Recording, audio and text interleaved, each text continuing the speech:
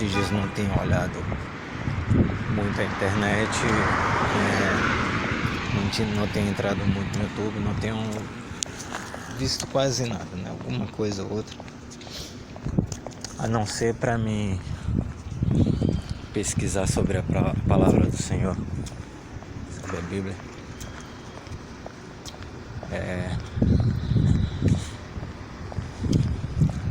Como eu já tinha falado antes, né? Tem um vídeo gravado mas eu não postei. Queria até postar ele, mas é muito grande, tem 30 e poucos minutos, eu não sei, vai ficar muito enfadonha, muita informação. Algumas delas eu não olhei ele ainda, tá? Não dei uma revisada nele, mas pode ter algumas informações desencontradas. Eu não sei, eu fiz, guardei, não olhei, deixei mais pra memória minha mesmo, né? Se eu ver que eu devo postar, eu vou postar.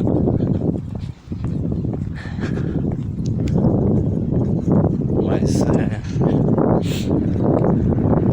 queria que vocês dessem uma olhada no seu dia, assim como eu olho pro meu.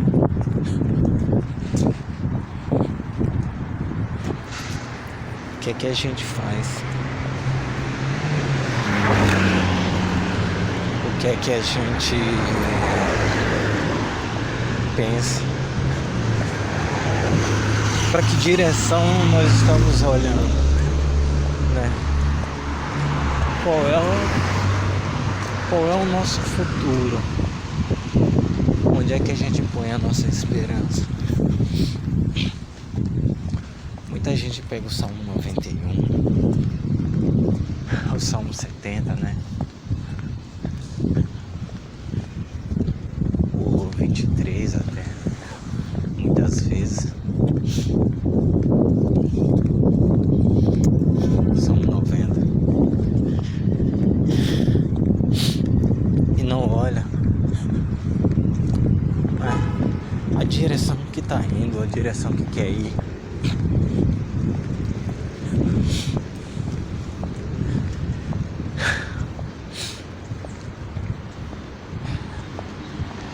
Se eu pequei, se eu tô arrependido, qual é a finalidade do perdão?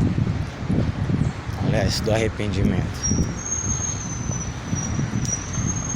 Arrepender não é só confessar.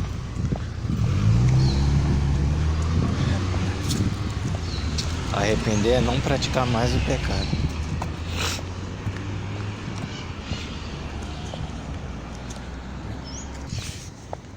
Arrepender é não praticar mais o pecado.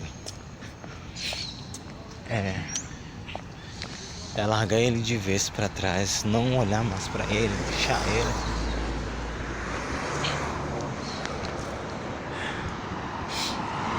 E ontem eu tava estudando um pouco a Bíblia.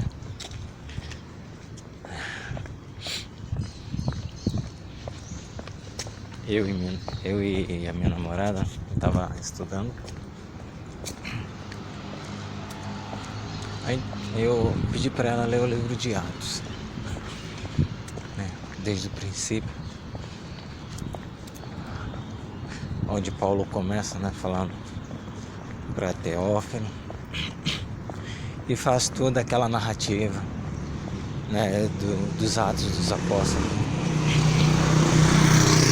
onde começa, aonde vem Pentecoste, né, a primeira cura, o início da perseguição, e por que não dizer da apostasia, todo o início, que começa ali no livro de Atos.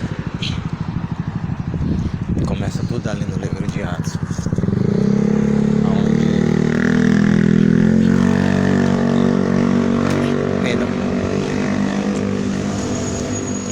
onde os apóstolos, né, pregam. O primeiro milagre de Pedro e João, né? O homem, o aleijado na porta do templo. As curas e milagres na Porta Formosa, no Portal do Rei, e assim sucessivamente por diante. Até a morte de Estevão, né? E a ascensão de Saulo. A ascensão de Saulo, né? Onde ele permite um jovem rabino recém-formado, com todo zelo pela palavra do Senhor, né? Mas que não tinha um profundo conhecimento do Cristo até aquele momento.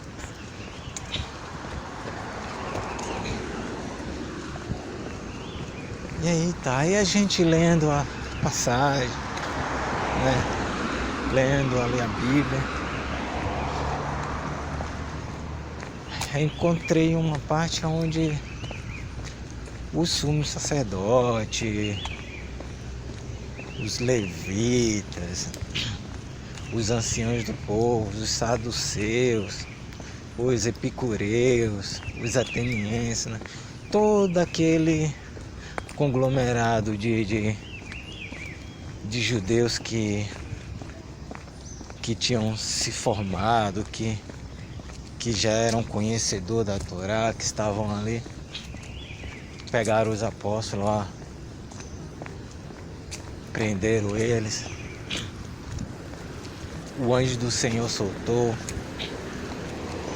e com ousadia eles pregavam mais, porque se acharam dignos de ser perseguidos, se acharam dignos de sofrer afronta, né? E o Senhor Jesus fala que perseguiram a mim, vão perseguir a vós. Chamaram o pai de família de Beelzebul. O que não farão com vós? O que não vão fazer conosco, se fizeram isso com Cristo, com o Filho do Altíssimo? Imagina conosco. É engraçado que a gente lendo, e ela leu a parte uma parte que disseram assim: olha, vocês pregam esse tal Jesus aí, né? E diz que a culpa é nossa. Não jogue o sangue desse homem em cima de nós. Aí eu pedi pra ela parar. Eu falei: opa, para. Como eu sei que ela não lê muita Bíblia, eu falei: vamos voltar mais um pouco. Eu fui pra Lucas. E realmente não estava em Lucas, porque Lucas é mais história, né? Lucas retrata mais a história em si. E não tem um detalhe que eu queria. Eu falei: peraí, não tá aqui não. Eu voltei para o mesmo instante, né, em que Pilatos interrogava Jesus. E mostrei para ela, falei: aqui que eu estava procurando, tá aqui, lê isso aqui.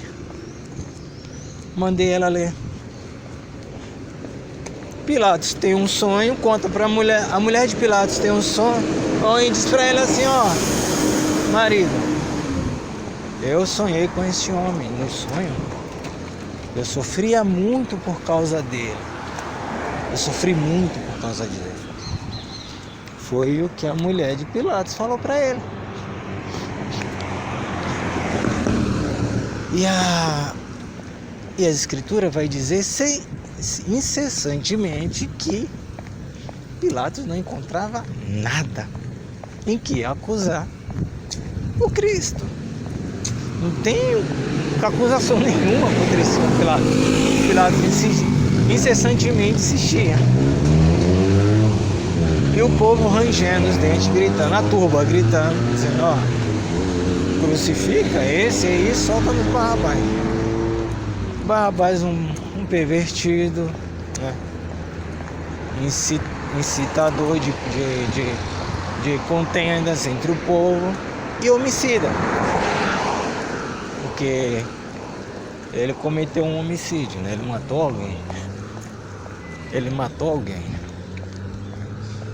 Aí fez, tá bom, ó, eu estou dizendo que, é Pilatos falando, eu estou dizendo que esse homem é inocente e vocês querem matar uma pessoa inocente. Então, assim, se eu soltar, vocês vão matar ele de qualquer jeito. Vocês vão matá-lo.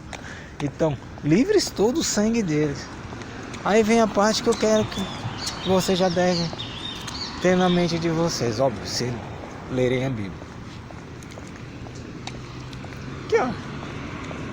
Que o sangue dele caia sobre nós e nossos filhos. Até esse instante de Atos, onde os apóstolos são requeridos sobre o sangue de Jesus, né? Que eles tentam se livrar do sangue dele, né? Mas eles mesmos se condenaram. Né? Dizendo, não, cai o sangue dele sobre nós e nossos filhos, né? Que nós sejamos culpados da morte desse homem, que nós sejamos culpados da morte dele, né? Até um instante em Atos que ele diz, ó, querem vós condenar, que querem que fazer recair o sangue desse homem sobre a nossa cabeça? Não. E Pedro diz, não, vocês são culpados. Felipe fala, né, no discurso dele, antes dele morrer, momentos antes dele morrer, Felipe faz um discurso assim, do Gênesis ao Apocalipse, para que todos eles entendessem que a quem eles mataram era aquele a quem dava graça para Felipe para falar aquelas... Felipe não, perdão. Felipe foi que pregou por Anuco. Esqueci o nome do menino agora. Só queria falar Felipe, mas não era Felipe, perdão. Esqueci o nome do menino agora. Enfim. E um minuto antes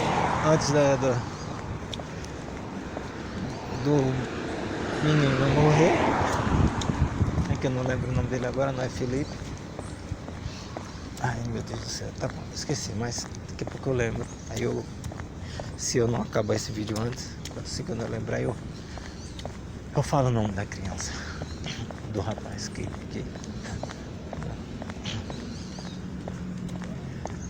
Enfim, ele viu os céus abertos, estava sendo apedrejado, viu o céu, no momento em que ele levantou os olhos para o céu, abriu. Quando ele levantou os olhos para o céu, viu o céu se abriu, o mundo espiritual se abriu para ele. E ele viu o filho do homem sentado à destra dele. Viu Jesus sentado à destra do Pai. E falou, levantou os olhos para o céu e falou, eu vejo o Cristo sentado à destra do Pai. Aí a Bíblia vai dizer assim, que é bem até interessante, a Bíblia vai dizer assim, olha, e adormeceu. E ele adormeceu. E a Bíblia também nos diz que Jesus não adormeceu, Jesus morreu. Ué, e seu discípulo escolhido, elegido pelo povo, né? Não tinha sido elegido por Cristo, mas pelo povo, adormeceu. E o Cristo morreu. E a gente conversando, eu falei, olha, a Bíblia vai dizer que Jesus morreu pelos nossos pecados. Então assim, ele morreu. Ele morreu como um pecador e ressuscitou como um santo. Que Deus...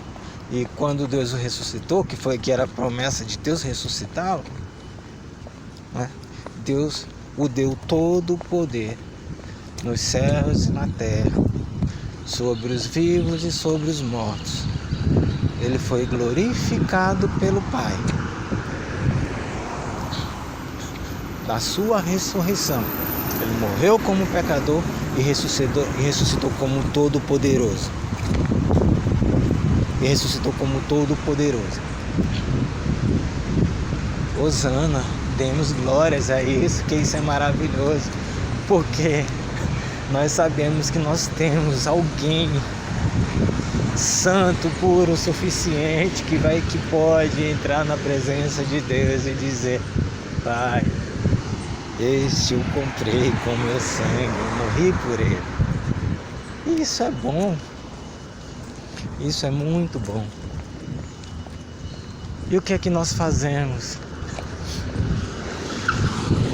com isso tudo, com esse sangue? Eu vou ser bem sincero, tripudiamos. Nossa, isso é uma palavra muito forte, muito pesada, tripudiar. É difícil falar uma coisa dessa. É difícil, sim. É terrível falar uma coisa dessa. Mas é verdade. É verdadeiro isso que eu tô falando. Aí você me diz assim: mas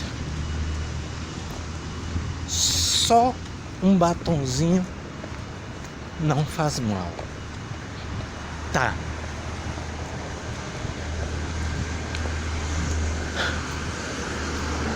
Jesus diz assim, cautelares do fermento do fariseu, né? Cautelares do fermento do fariseu. Porque um pouco de fermento, um pouquinho de fermento, ele não falou muito fermento, falou um pouco de fermento, leveda toda a massa. Ele não estava dizendo que era na hora. Diz assim, não. Um pouco de fermento vai fazer a massa explodir em instantes, num dia, no mesmo minuto que foi colocado, não. Um pouco de fermento leveda toda a massa.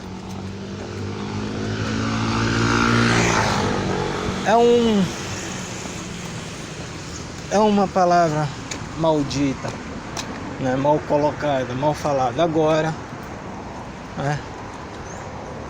É uma piadinha aceita hoje. É um olhar indiscreto agora. E assim se forma a prostituição, assim se forma o adultério, assim se forma a fornicação, assim se forma tudo. O roubo, a mentira, a lascívia, a deturpação, a blasfêmia. É assim que se forma, aos poucos, aceitando. Não tem nada a ver. Bom, quem nada a ver é cego, enquanto ele não tenha Cristo. Depois que ele tenha Cristo, ele passa a enxergar. Se Deus não fizer ele enxergar o mundo material, ele enxerga o espiritual. Isso quando ele não vê os dois.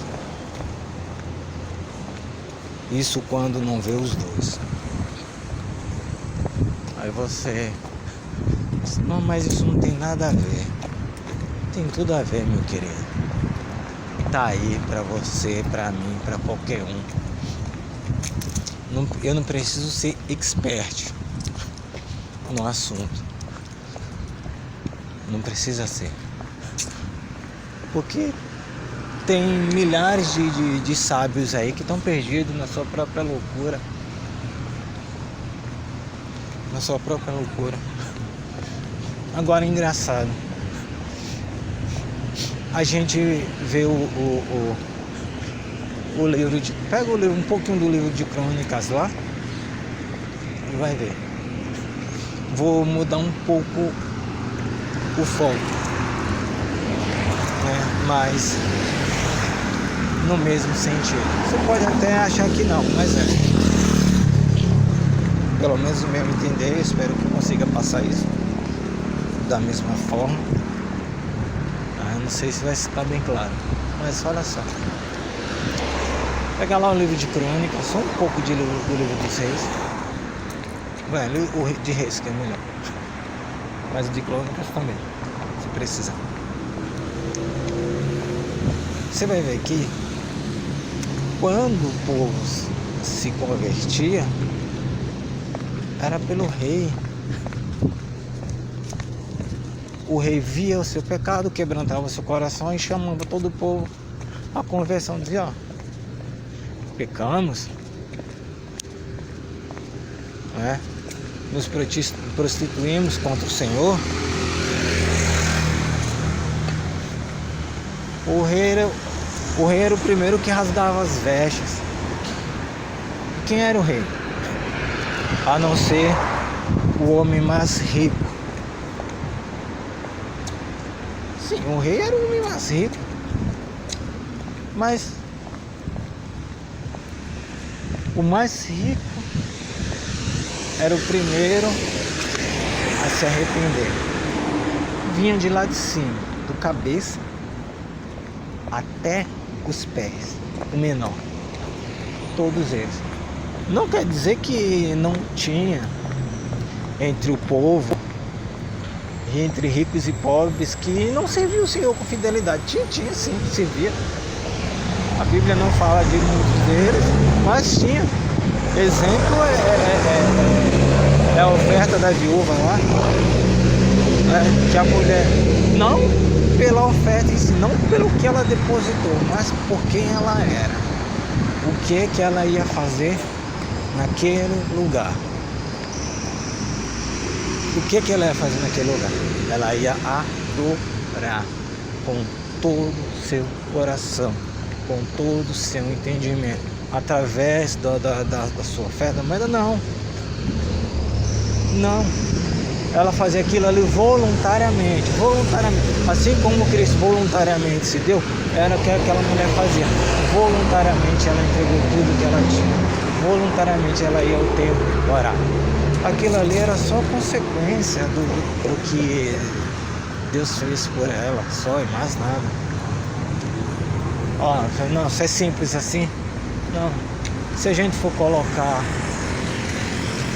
no plano espiritual, isso é maravilhoso, isso é lindo, porque de tudo que ela tinha, ela deu ela colocou a vida dela aos pés do Senhor. Ela colocou todo o sustento dela, toda a renda dela, tudo que ela tinha. Eu não estou fazendo não estou fazendo mexer de igreja nenhuma, tá? Igreja nenhuma. Ela simplesmente creu que Deus era a única pessoa que poderia suprir ela em tudo que ela necessitava. Que aquele dinheiro que ela estava dando ali não era nada comparado àquilo que Deus podia fazer por ela. E ela era uma viúva. Ela não tinha mais marido. E pela narrativa, já era uma senhora avançada em idade, já tinha uma certa idade. Não era mais uma menina, uma moça. Já estava para meia idade, da meia idade para cima. É isso. Nada mais do que isso, ou nada menos do que isso. Não era uma mulher com todo o seu vigor. Enquanto Cristo via os ricos pegar alta soma em dinheiro e depositar na arca, Deus falou: olha, eles dão daquilo que sobejam, que sobra, daquilo que eles ganharam, enquanto esta não, deu todo o seu sustento. Deus não estava dizendo que o rico tinha que pegar metade de tudo que ele, toda a sua herança e dar. Não. Era a intenção do coração. Era o que estava aqui dentro. Eles iam prestar o culto deles com dinheiro. Ela não. Ela não estava usando o dinheiro para prestar o culto dela, como se hoje se faz. Eu vou dar para Deus me dar. Eu vou dar o dízimo para Deus me dar um marido. Eu vou dar o dízimo para Deus me dar uma casa. Eu vou dar o dízimo para Deus me dar um carro. Eu vou dar o dízimo para Deus me dar isso e para Deus me dar aquilo. Eu quero ser médico, eu quero ser advogado, eu quero ser engenheiro. É por isso que eu estou dando a Deus, para Deus abrir as portas para isso.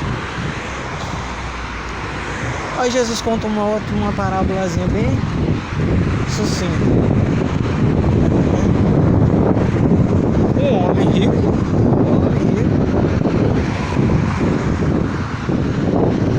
com sua fazenda, sua plantação rendeu muito. Aí ele olhando para tudo que tinha, falou: derrubarei esses celeiros e farei outros melhores, e ajuntarei todo o meu ganho, né? E direi para minha alma: descansa, folga, porque tu tens bens para muitos dias.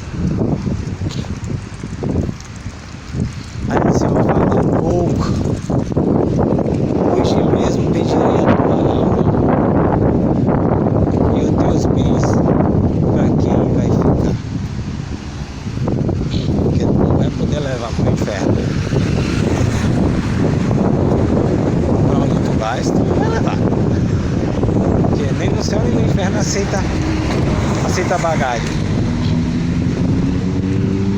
Para você ver que o inferno ainda é exigente, não aceita bagagem. Nem o céu aceita. O que tu tens, para quem será? Você entendeu?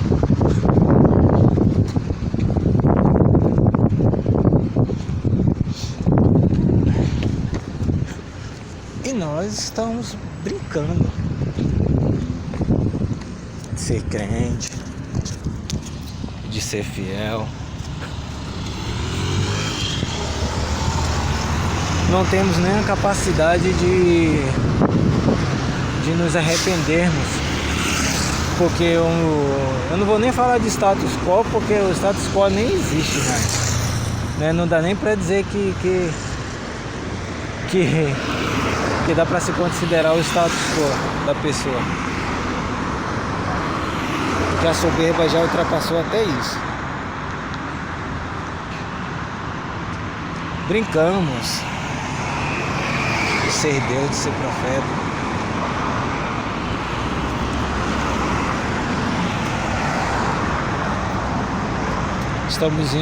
Estamos todos indo a passos largos para o inferno.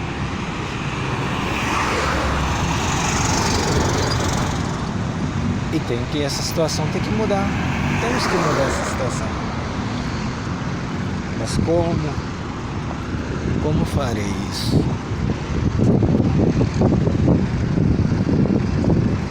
Com orações, jejuns e súplicas, né? Não é se rasgando, se matando, suplicando.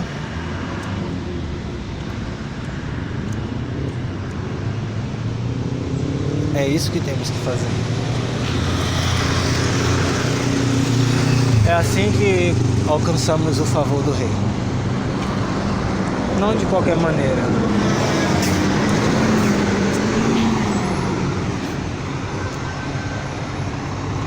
Se eu não correr atrás,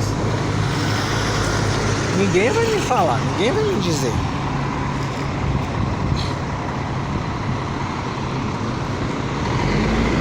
Se eu não for fuçar, né, se eu não for cavucar a internet, se eu não for mexer na internet, se eu não for caçar em livros, ninguém vai chegar pra mim e vai dizer: ó, Paulo, a Bíblia diz isso, a Bíblia fala isso, a história da igreja é assim, né?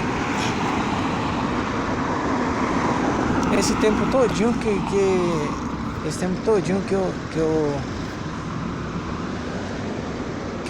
eu me entendo como gente, ou que eu me encontro na casa do Senhor, eu nunca vi ninguém falar sobre os heróis da fé, sobre a igreja.